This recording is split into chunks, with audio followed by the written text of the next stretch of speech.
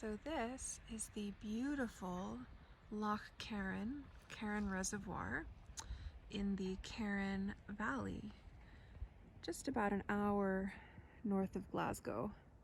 Basically the middle of nowhere, but it's so beautiful, but it's also so cold. This is how cold it is right now. I can't feel my toes. Hi everyone, it's Stephanie. I have something really cool to show you today, which is a completely reconstructed 12th century medieval village. I'm here at the Duncarron Medieval Village, which is just about an hour north of Glasgow.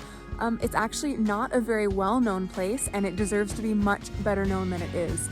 I came up here to hear about some of the traditional building skills that they're doing here, because basically for the past 20 years they have been completely making a medieval village from scratch. So there was no historic archaeological village here before. It is a completely new site, but they're using traditional crafts and materials to construct a medieval village as an instance of experimental archaeology.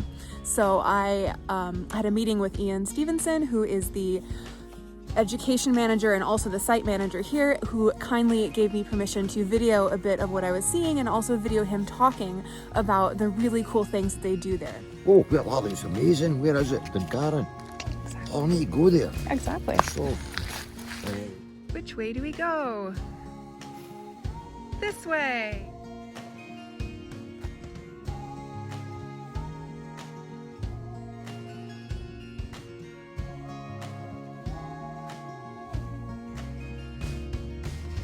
So, this is the walk up to the village.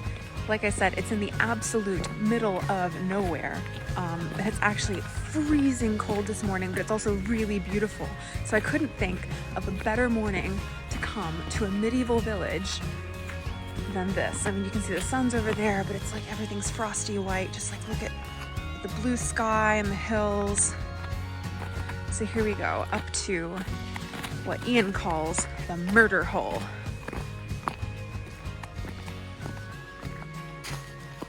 Oh my gosh, how cool is this?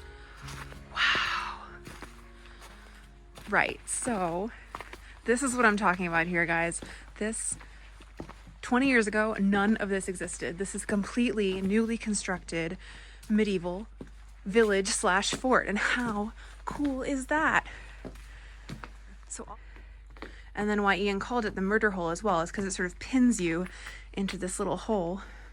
And then here up above, you've obviously got people defending up there in case you're not wanted, and these big sturdy gates as well.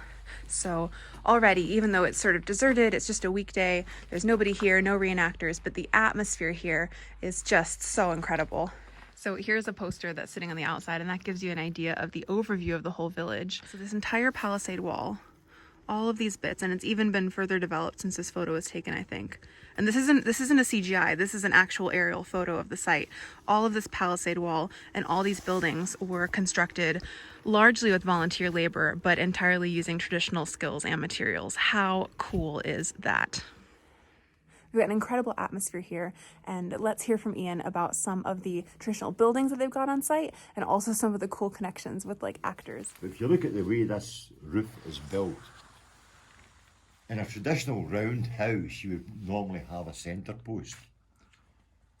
This holds itself up. One of the most, the strongest structures is a triangle. So this is all triangles, and it all holds itself up. And it's an amazing piece of work. But this is the sort of stuff that we do.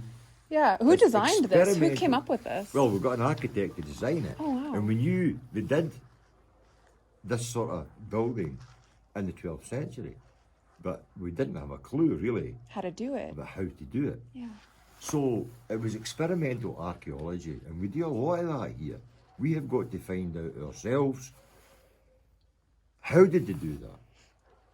What materials did they use? What was the techniques involved? We came up with this. It worked eventually. It was a headache, not just like mentally trying to figure it out, but actually when we took the centre post back down, it was, you know, sometimes, Did it take a few tries? yeah, it took a few tries. It's really something. I've never Yeah. seen a roof like this. Yeah. That is just, it's beautiful. It's called a reciprocal roof. So, as I say, most of these buildings are all traditional. This lean-to here, it's a turf roof. It's a traditional turf roof. It sure Now, is. what we use that for is when we have events, we invite craftspeople up to sell their wares. If you think back, this is supposed to be 12th century, but if you think back in history, they were using palisades way back in Pictish times, and then again in Roman times, right through the Saxon era, and right up to the Vikings used palisades. Medieval Scottish villages like this used palisades, and right up to the Jacobite rebellion. Palisades were a sort of quick way in those days of getting fortification and protection. So when you think maybe this village would comprise of maybe 200 people, and they would pick this spot, and instead of taking 17 years, which is taking us, they would knock this up in a matter of a couple of months. How did you build it? Well, that's traditional. We dug a 1.5 metre trench right round about, and then we put the posts in and backfilled it. So that was all man-handled. It takes about 6 guys to put one of these posts in. Wow. If you go up to Bannockburn and see the war game they've got there. the big room that you stand in, Yeah. well, see all the technology for that. The likes of Charlie and all that went up and dressed up in leotards with all the wee electronic things on and did all the moves. Oh my God, for the Battle of For the Battle of Bannockburn? Bannockburn. Wow. So they did all the moves. I would love to see Charlie in a leotard like that. The container behind that is full of weapons. Everything from spears to swords to daggers. I think if the apocalypse comes, I know where I'm coming. Yes, yes, do.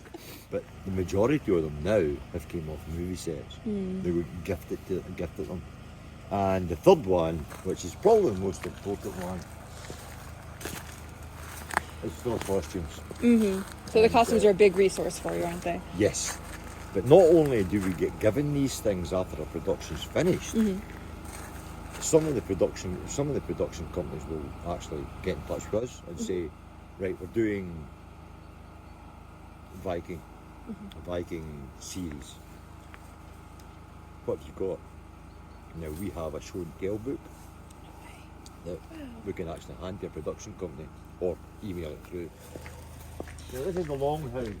Oh wow. This, I'm not going to open it up because it's an absolute mess. That's okay. But so you clad it yourself with the volunteers? Yes. Because of the way, you know, see the pegs here? See the pegs? That's traditional crux frame build. You can see it better in these small houses when you go in. But once the structure is up, the non-structural part can be done with us. We did all the cladding, we put all the roof on, so we finished it off with these rough boards. So these are the two sort of it's what the elite warriors would live in. It's very much in the style of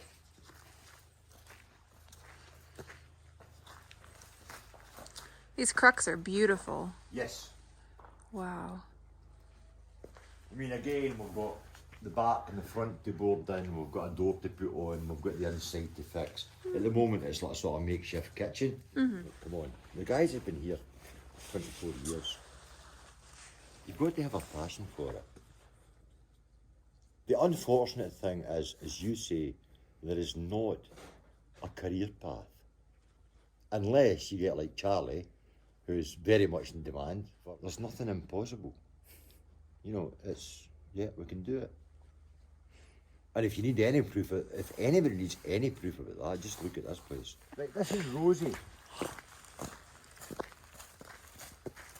This is the battering ram that was used in Robin Hood. And she works perfectly well. She looks a bit raggy, but she works perfectly well. Now, she's 3 tons. And our guy said to push it up and take out a castle gate with it. And they got rather attached to her. And they called her Rosie. If you remember AC/DC, a whole lot of Rosie. Well, this is a whole lot of battering ram. So when the movie finished, Russell Crowe came over to say goodbye to Charlie. And right, is that you off, Charlie? Yeah, yeah. Okay, it's been great working with you again. You'll miss Rosie. Charlie says, oh, I will miss Rosie, yeah, yeah. He says, that'd be, Rosie would be okay for your place up the road. Charlie went, aye, aye, she would be. Russell Crowe says, do you want her? Yeah, Charlie looked at me and went, aye, I want her. Give me half an hour. So he went away and he came back. He says, she's yours. What do you mean? Rosie is yours. He says, really? He says, yeah, I've just bought it off the production company. Oh my goodness. So there she is. That's Rosie in all her glory. Climbing up to the top. So this is the sort of high status area. This is the chief's area, yes.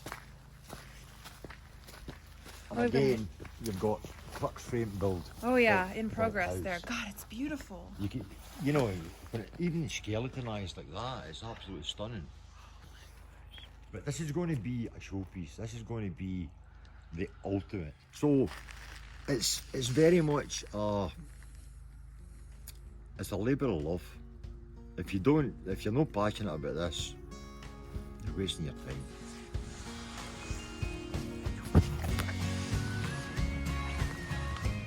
Dog loves it. I love it. He's getting a bit old for it today. How about that, Mick? It's me, he's speaking to you. It's me! It's me!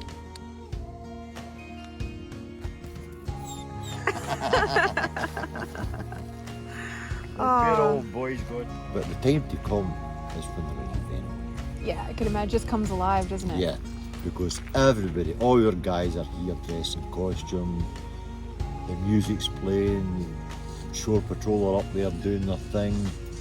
The atmosphere is absolutely believable.